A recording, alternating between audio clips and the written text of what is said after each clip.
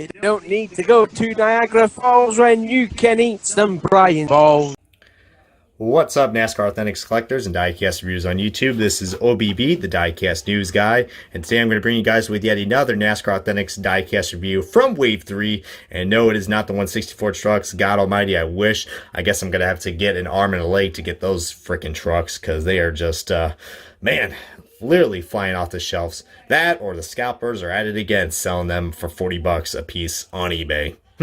What a great society we live in. But today I am not going to rant on that, because this is actually going to be a great video, considering that this is going to be a diecast commemorating a very tragic event that happened 2 years ago on September 2017.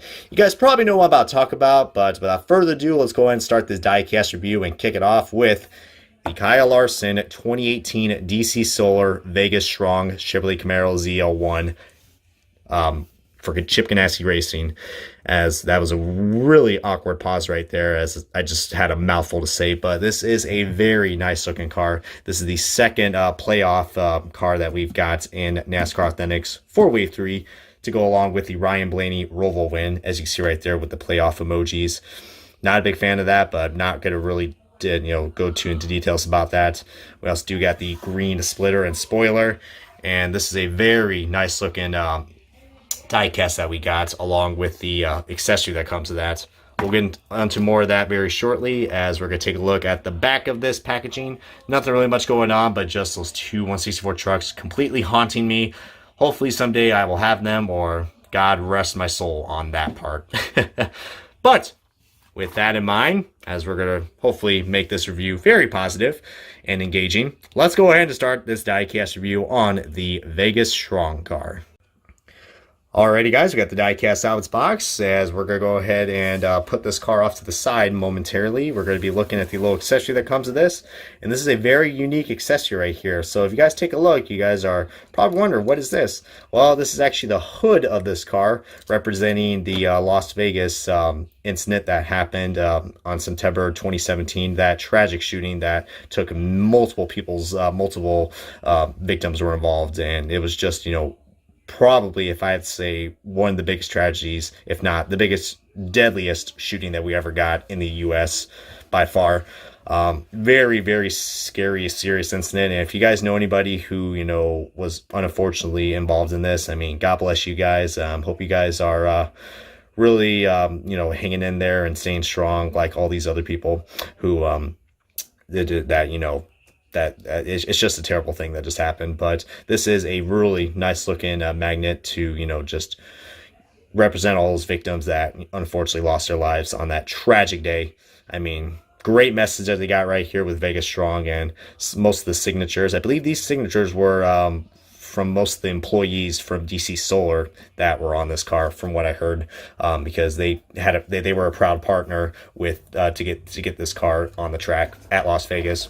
So yeah, I guess DC Solar wasn't much of a bad sponsor after all, even though they got raided by the FBI. But not going to get into all that, because I just want to go and get on this diecast, guys. Like all the Ganassi cars, guys, we got ourselves yet a nice flat finish. I mean, very nice. I mean, it's a flat matte finish. I mean, it's been like that with most of the Ganassi cars from 2018, and this one was definitely a pretty big surprise. I didn't think they were going to release another one, but and this is also the second time DC Solar has made an NASCAR Authentics car. There's actually be a third car as well being released in Wave 4, which I'll be talking about very shortly. So looks like the DC Solar cars are not going to be done just yet. Man, I mean, that's going to be pretty complicated. Right off the bat, we also do got a screwed up logo placement right there with Kyle Larson's name. I mean, vinyl quality, what do you expect? I can't really complain anymore, because we can't get perfect diecast.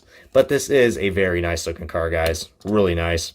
And I believe there was, so I guess DC Solar and some organization called 58 Strong, they came together and they made this car, ran at the Las Vegas race, and I believe after the race, Kyle Larson donated this hood to that organization to help out with the funding of that. So that was pretty cool that they did that. I mean, I always love, when I always love, that's one good thing I love about, what NASCAR does. Whenever there's like big disasters or mass shootings that happen, they pay great respects to it, by driving a paint scheme, or, And this one right here is one great exception right here. I mean, it is a simple paint scheme, but it does work out pretty well. I mean, I could go ahead and complain that the paint scheme does look tacky with the green playoff splitter and the spoiler, and of course the playoff emoji. But you know what, guys? It's not as bad as what I expected. I mean, could it be a lot worse? Yeah, but it's not bad, and it has grown on to me. And you know, I mean, the green does look tacky, I will admit that, but it's not terrible. I mean, is it my favorite DC Solar car that we got? I mean, I think I'm about to show you guys what my favorite DC Solar car is. It's got to be this one right here, as we're going to start the diecast comparison. Well, by far, it is my favorite DC Solar car. I might change my mind when I review the Wave 4 car, because that car looks really nice. But see right there, here's the 2018 regular release that we got from last year. So right off the bat, guys, definitely a lot more difference, a big difference right there in the sponsors. As we're going to go ahead and look at the side-by-side comparison. I mean, not the best comparison, I understand that, but mostly I think most of the sponsors are pretty much similar. I mean, slight changes for the sponsorships, but other than that, I mean, definitely a major overhaul for sure, but still two distinct paint schemes that I think both Kyle Larson fans are going to enjoy. Plus, I also want to give a shout out to all of the Larson fans out there, known as Larson Nation. And plus, gotta give a quick shout out to all my good buddies, you know, my good friends, pals, amigos, Race Day 2011, and Ganassi 942. I almost screwed that name up. Holy Christ. And yeah, there's so many Larson fans that I know, and heck, you guys know who you are. I mean, I could go ahead and name all you guys, but there's a lot of great Larson fans in this community, so hopefully you guys are enjoying this review, and this review is going to go out to you guys. But, I mean, what can I say, guys? I love the matte finish on this, and heck, guys, I'm hoping Ganassi can, you know, to keep these cars, keep them going with the matte finish, because that makes these cars very distinct, so I do appreciate that.